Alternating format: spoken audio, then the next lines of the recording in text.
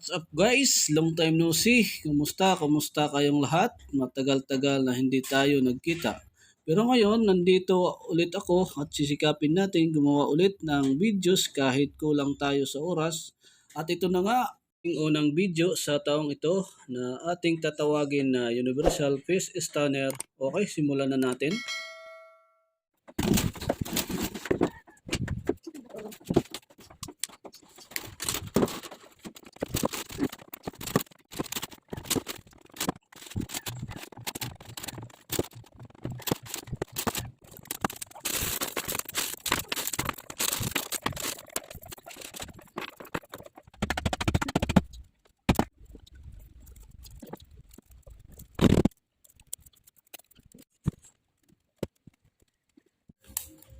Mayroon tayo nakuha na 1 3/8 diameter.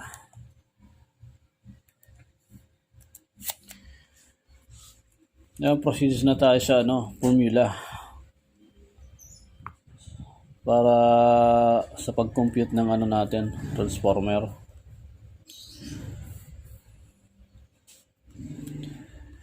Area of core equals pi reduced to. Yung given number natin 3.14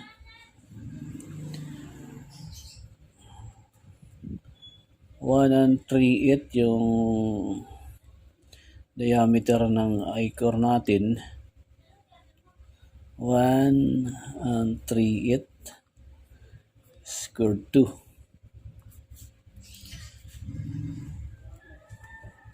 Hmm. 3.14. Ang fraction ng 3/8 natin, kuha tayo ng calculator, computein natin kung tama yung natin, fraction. 75. So, kunin natin yung fraction ng 3 at 3 divided by 8. So, meron tayo. So, ito na 1.375 ang diameter ng I-core natin. Kukunin naman natin ito yung radius. So, i-divide natin ng 2.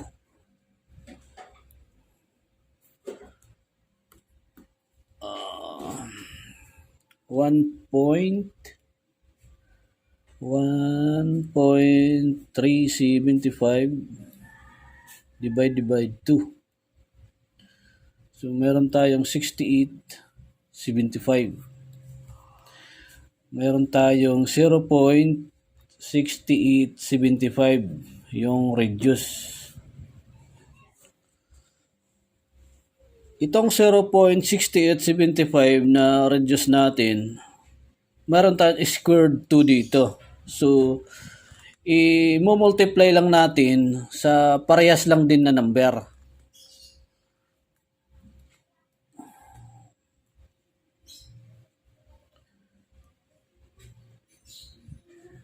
.6875 times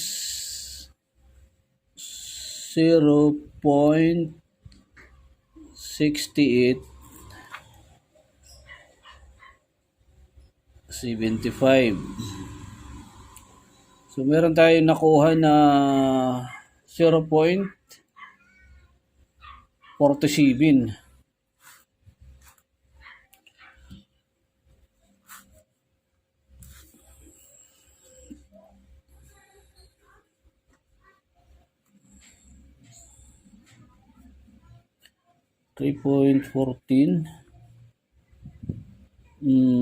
Times 0.47.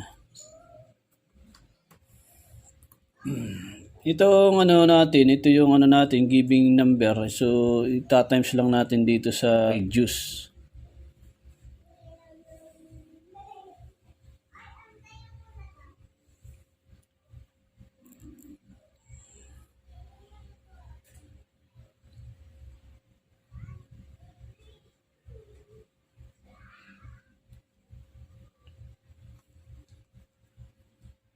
So meron tayo 1 and 48 na area of core. Sa number 2 naman natin, proceed tayo sa kukunin naman natin torn per volts. Yung constant value natin ay 6. Tapos i-divide natin sa area of core natin. Divide 1.48 equals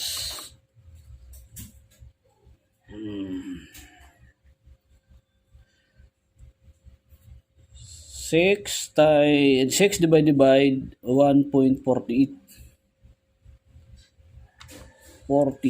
So meron tayong 0.05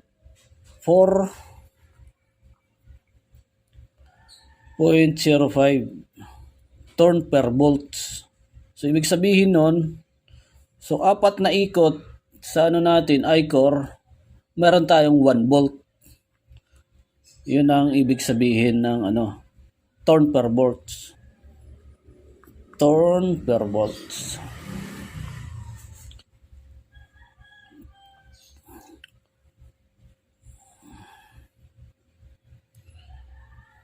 Number 3, kukunin naman natin yung primary turn. Turn 12 times 4.05 equals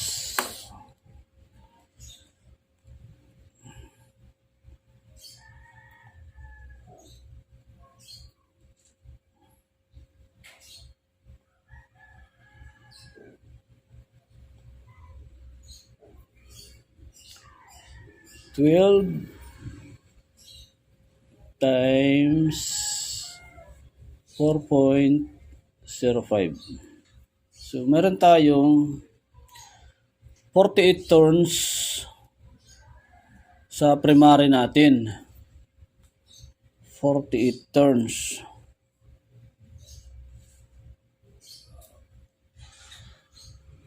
48.6 turns sa yung primary natin.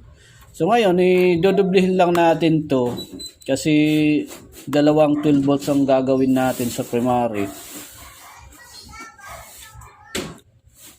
I-plus lang natin ng 48 ulit.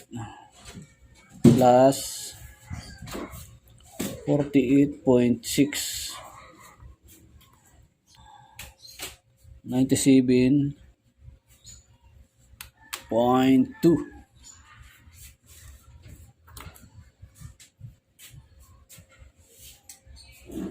Sa secondary naman natin 4 is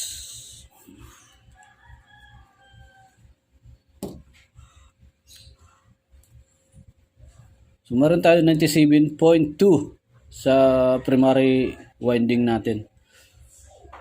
230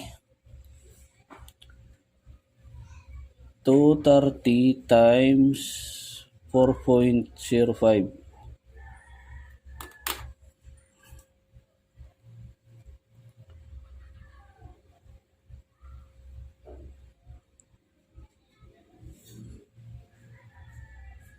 So itong natin, 230, ito yung outlet natin sa bahay natin.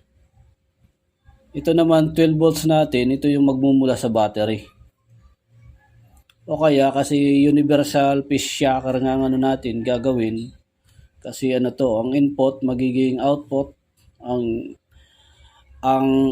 output magiging input. So vice versa gagamitin natin. Ito yung kaya tinawag ko itong universal phase shocker. Kasi multi to ang gamit.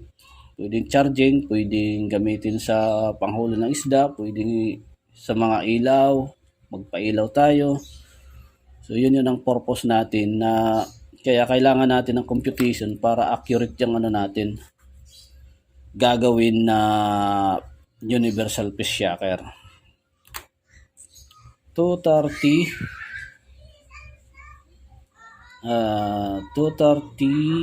times 4.05. So meron tayong ano sa secondary 931.5 turns sa secondary natin. Ito yung sa primary 97.2. Number 5, kukunin naman natin yung power. So ang constant value natin sa 1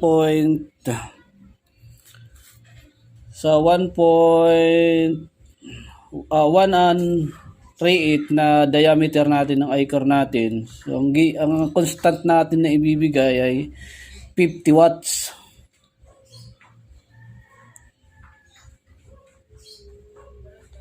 Pero itong ano natin 50 watts pang ano to, pang matibay itong ano natin paggawa. So hindi to kaagad iinit. Number 5 natin, power.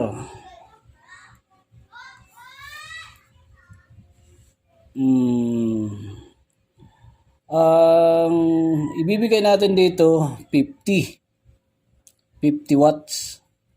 Ito yung value ng ano natin ng 1 and 3/8 na EI core natin. 50 watts.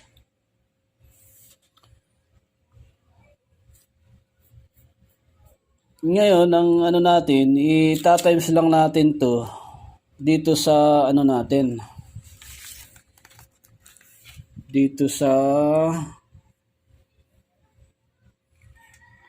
1.48 sa area of core natin. 50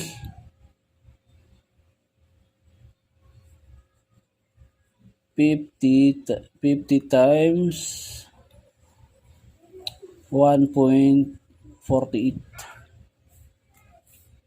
equals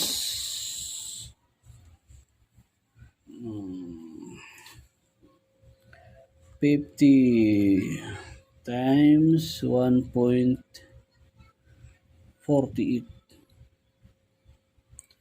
So, meron tayong watts na 74